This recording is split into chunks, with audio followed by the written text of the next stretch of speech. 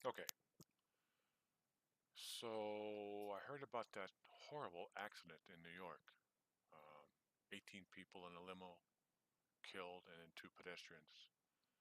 So I had a difficulty understanding exactly how something like that could happen on a country road. So I actually found the road where this happened, and I'm kind of looking at it now through Google Maps. So we're like right now. This is like a crest of a hill here.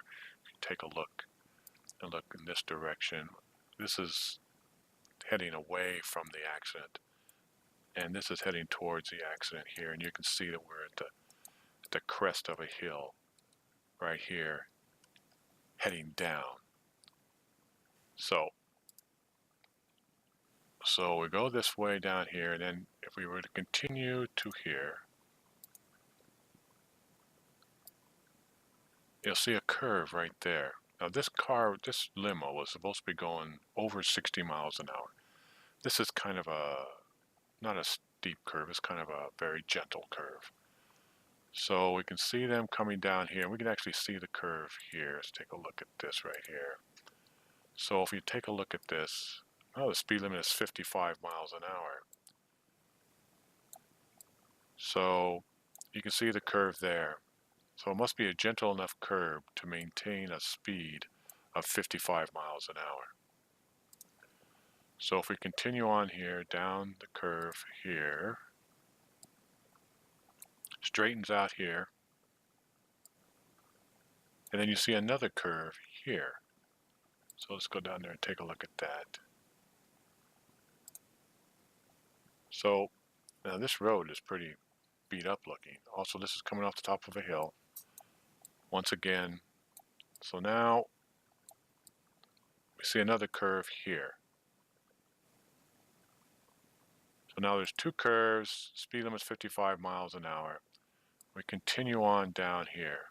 Now, so after the curve here, we're going to start right here.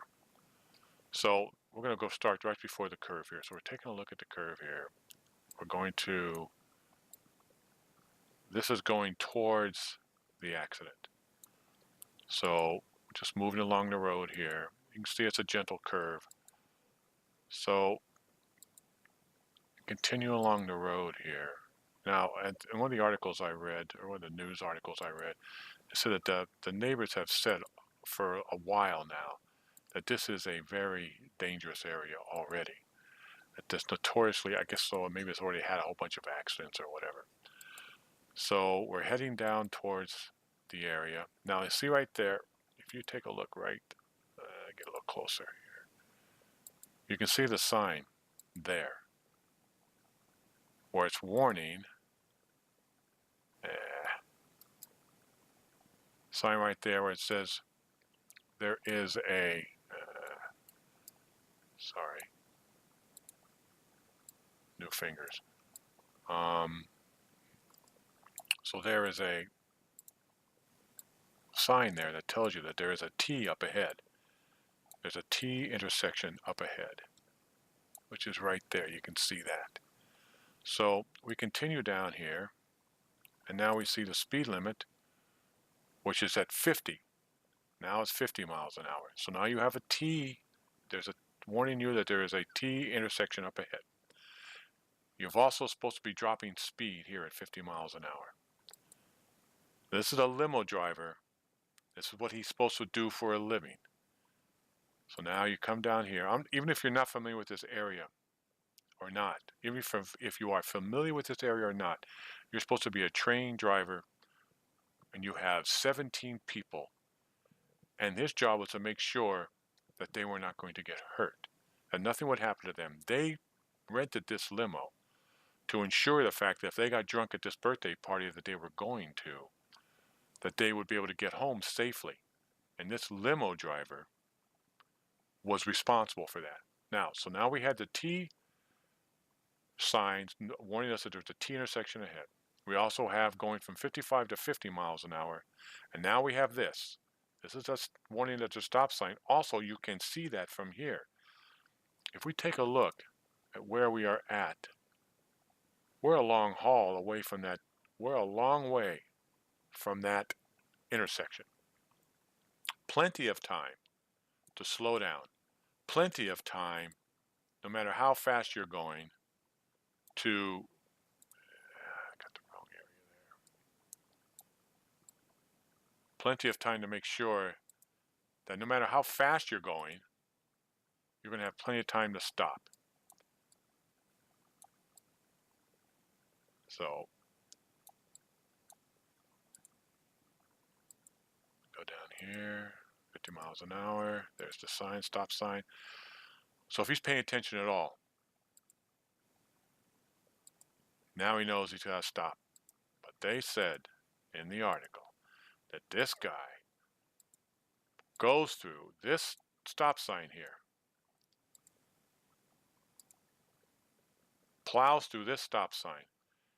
And I'm imagining there's a car here, because they said an empty car got hit, and pedestrians. So I imagine they're in this parking lot here. Plows into two pedestrians, kills them, and ends up in this ravine down here. So what I'm not sure of is there's one of three things. One, this guy was loaded, drunk, or stupid, or wasn't paying attention, whatever it was, and he didn't know what he just was impaired some way, and he just plowed into this. The second thing that could have happened was that he had mechanical problems with the 2001 limo. So now this limo is 17 years old, which shouldn't have been on the road anyway, and he could have lost his brakes. If this guy was doing 50 around this corner, and he went to hit his brakes, I've had brakes go out on me, and there's nothing you can do. You can grab for the emergency brake if it had one, if it was working. You can, even if you slam it in the park, it just tears the gears out. Because that's what I did. I lost the brakes, and even when I pulled the cable to engage the rear brakes, that's what it does. This was an older car, so you pull the cable, or you pull the brakes, and engages the cable. That cable actually pulls the shoes of the brakes closed. It's not mechanical. It doesn't use any brake lines. That was broken on my car. And so all I did was I slammed it into park, which tore the gears out. It didn't slow anything down. So that could have happened. And then the third thing that could have happened is this could have been deliberate. Now, I don't know which it is. Guy deliberately said, I got these people in here. I'd like to find out what this guy's name is, where he's from, how long he's been driving, and those kinds of things. They need to release that information. Maybe that's a telltale thing. But I will tell you, out of all of this, those three things and the driving and all that other stuff, I will tell you one thing. You don't call the NTSB in to do this investigation. That's a federal agency. You don't call them in to investigate a fatality. Now, I grant you, it's a bad one. But there's been a lot worse ones that the NTSB hasn't been called in. So they've been called in to deal with this, which I find unusual. Anyway, that's my take on this, and see what we can see. You guys, in the comment section, let me know what you think. And it's a sad thing. So everybody, offer a prayer for these kids, but also offer a prayer for all the people they knew, because now they have to suffer the pangs of loss and the pangs of sorrow. There was a newly wedded couple in this group, 4 daughters from one family. This is a sad, sad situation. So think about them while you're driving, before you go to bed. Just think about them a couple, 2, 3 times during the day. Just ask God to not only make sure that He is in their that they are in the protective arms of Jesus, but also that all the ones that are left behind and in their suffering, that they are being consoled by the Lord.